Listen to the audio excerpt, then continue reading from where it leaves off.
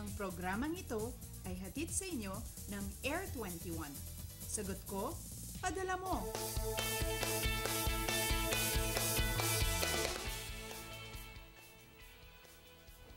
Good morning Pilipinas, Monday morning mga kababayan at marami po sa atin na nakasubaybay tungkol dito kay Bagyong Luis dahil nga po sa malakas na mga pag-ulan na nararanasan sa malaking bahagi po ng Luzon. Kaya naman tutok na dito sa Panahon TV para umaga pa lang alam mo na ang lagay ng panahon. Ito po ang Panahon TV live mula sa Pag-asa Weather and Flood Forecasting Center. Kung kayo po ay online, sabay rin kaming napapanood via live streaming sa www.ptv.ph.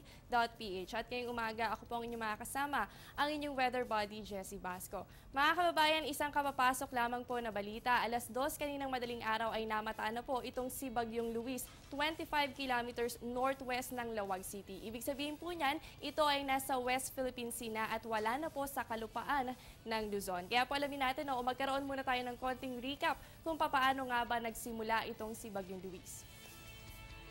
Matatandaan po natin na noong September 11, isa pa lamang ito nga low pressure area at namataan po yan sa layong 600 kilometers sa labas po yan ng ating area of responsibility. At kinahapunan, ito po nga LPA ay na-develop bilang isang tropical depression at namataan po yan sa layong 1,400 kilometers silangan po yan ng Visayas. At noong September 12 naman po, naging tropical depression na po ito nga si Luis at namataan po sa layong 1,050 kilometers sa area po ng Virac Catanduanes. Ibig sabihin, nasa loob na po yan ng ating Philippine Area of Responsibility. At kinahapunan, ito nga si Tropical Depression Luis ay nag-intensify o mas lumakas pa bilang isang tropical storm.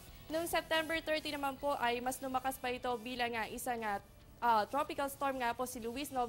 Lumakas ito bilang isang typhoon noong kinahapunan at namataan po ito sa layong 364 kilometers northeast ng Virac Catanduanes nung siya po ay tropical storm pa lamang. At nung namataan din ito 500 kilometers east ng Virac Catanduanes, banda po yan tanghali at pagsapit nga po ng hapon ay mas lumakas pa ito nga si tropical storm sa typhoon category.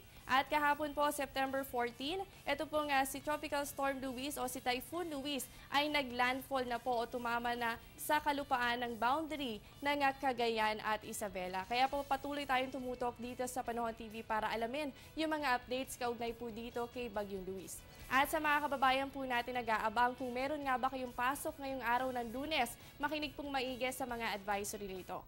Lahat po ng preschool hanggang high school, all levels po yan, preschool to high school sa Ilocos Norte at Pangasinan, wala po kayong pasok ngayong araw. Samantala, wala rin pong pasok ang lahat ng antas, private and public schools sa NCR, ganun din po sa Region 4A, Calabarzon, Aurora, Bataan, Benguet, Bulacan, Calamian Group of Islands, Mindoro, Nueva Ecija, Pampanga, Pateros, San Fernando City, La Union, Tarlac at Zambales.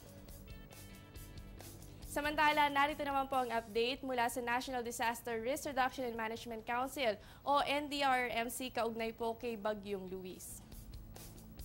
Ayon po sa NDRRMC report, as of 6 a.m. September 14, umabot na sa 41 pamilya o katumbas ng 147 katao ang apektado na ng Bagyong Luis sa Divilacan, Isabela. Inilipat na sila sa evacuation center sa Divilacan Central School. Naitala naman po ang ilang insidente ng flash floods sa Paluan Occidental, Mindoro kung saan lubhang nakapinsala ito ng isang classroom. Wala naman pong naitalang casualties at evacuees ang naturang insidente. At nagkaroon din po ng matinding pagbaha sa Calintaan Occidental, Mindoro. Dahil sa matinding ulan ay hindi na madaanan ang ilang kalsada kaya naman stranded ang 15 commuters, ganon din ang 3 light vehicles. Gawa rin po ng matinding ulan ay saturated na ang mga kalupaan kaya naman po nagkaroon ng landslide sa Culion, Palawan. Wala naman pong naitalang casualty mula sa nasabing insidente. Samantala, as of 8 a.m. September 14, umabot sa 500 at 6 na pasahero ang stranded sa Albay habang 100 at 14 naman sa Sorsogon. Nasa 18 naman po ang pasaherong stranded sa Catanduanes at nasa 20 naman ang stranded din sa Camarines Sur. Nasa 15 naman po ang kabuuang bilang ng stranded na vessels habang 78 naman sa rolling cargoes. Nagdulot din po ng malaking pinsala si Bagyong Luis sa mga major roads and bridges. Sa Catanduanes, partikular po sa Bocon, Caramoran, hirap ring madaanan ng kalsada dahil sa umapaw na spillway, habang isang linya lamang ang maaaring daanan sa Dario, Caramoran dahil sa ongoing clearing operations. Hindi rin naman po madaanan ang Detour Bridge sa Barangay Hikming, Virac dahil tuluyan itong giniba ng flash floods. Ang Narangasan at Banyadero Bridge detour sa Masbate ay hirap din pong madaanan dahil sa pag-apaw ng tubig mula dito.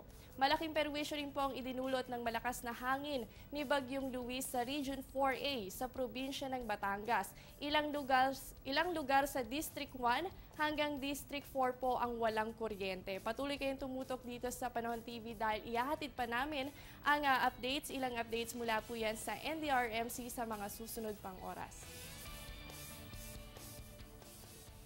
Marami pa pong dapat abangan sa pagbabalik ng Panahon TV.